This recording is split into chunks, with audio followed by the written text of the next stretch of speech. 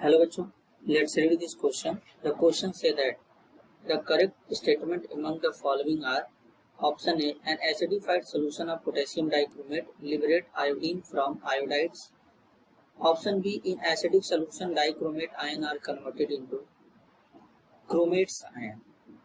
Option C, ammonium dichromate on heating undergoes exothermic decomposition to give Cr2O3. Option D, potassium dichromate is used as a titrant for Fe+2। तो सबसे पहले क्या समझेंगे की concept समझेंगे। की कॉन्सेप्ट होगा chemical properties of dichromate ion. सबसे पहले ऑप्शन ए को चेक करेंगे। तो जो डाइक्रोमेट आयन होता है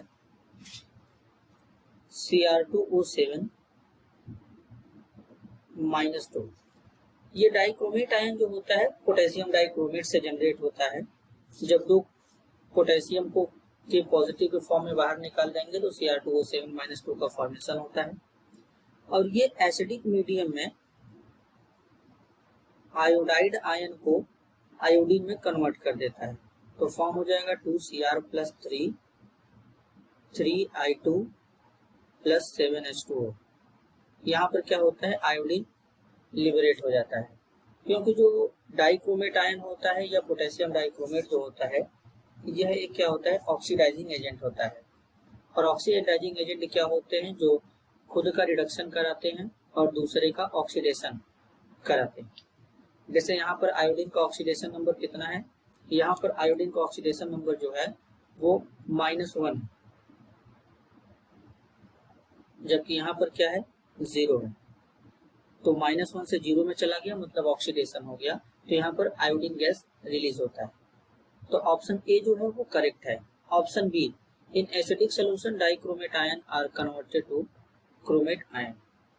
तो जो डाइक्रोमेट आयन होता है Cr2O7 -2, जब इसको बेसिक मीडियम में ट्रीट करते हैं तो फॉर्म होता है 2CrO4 -2 प्लस वाटर। यानी डाइक्रोमेट आयन जो होता है वो एसिडिक मीडियम में कन्वर्ट नहीं होता, वो बेसिक मीडियम में कन्वर्ट होता है क्रोमेट आयन में। और ये जो OH- है ये बेस को इंडिकेट करता है। तो ऑप्शन बी जो है वो गलत है। अब बात करेंगे ऑप्शन सी का। अमोनियम डाइक्रोमेट जो होता है इसका फॉर्मूला होता है NH4 का ट्वाइस Cr2O7। जब इसको हीट करते हैं तो यहाँ से वाटर का मॉलिक्यूल रिलीज हो जाएगा, नाइट्रोजन गैस रिलीज हो जाएगा और साथ में फॉर्म हो जाएगा Cr2O3। तो यहाँ पर ऑप्शन में ऑलरेडी दे रखा है Cr2O3 गिव्स, मतलब Cr2O3 तो बनेगा, लेकिन यहाँ पर यह भी लिखा गया है कि ये क्या है, एक्सोथर्मिक डिकम्पोजिशन है। और एक्सोथर्मिक का मतलब होता है कि जहां पर अमाउंट ऑफ हीट क्या होता है, रिलीज होता है। तो यानी ये जो प्रोसेस होगा, ये प्रोसेस कैसा होगा, ये प्रोसेस होगा इंडोथर्मिक, क्योंकि यहाँ पर अमाउंट ऑफ हीट प्रोवाइड किया जा रहा है। तो ये होगा इंडोथर्मिक डिकम्पोजिशन रिएक्शन। ये एक इंडोथर्मिक डिकम्पोजिशन रिएक्शन होगा यहाँ पर। तो ये इंडोथर्मिक डिकम्पोजिशन रिएक्शन होगा कुछ इस तरीके से, क्योंकि यहाँ पर क्या होगा, अमाउंट ऑफ हीट जो होता है ये प्रोवाइड किया जाता है। तो जब रिएक्शन में अमाउंट ऑफ हीट प्रोवाइड किया जाता है तो वो इंडोथर्मिक होता है, और डिकम्पोजिशन का मतलब होता है ब्रेक हो जाना। तो ऑप्शन जो सी है वो क्या है, गलत है। इसी तरीके से बात करेंगे ऑप्शन डी के ऊपर। ऑप्शन डी क्या है, ऑप्शन डी है potassium dichromate is used as a titrant for Fe+2। तो जो पोटेशियम डाइक्रोमेट होता है उसको जब आयंस के फॉर्म में लिखते हैं तो Cr2O7 -2 लिखते हैं।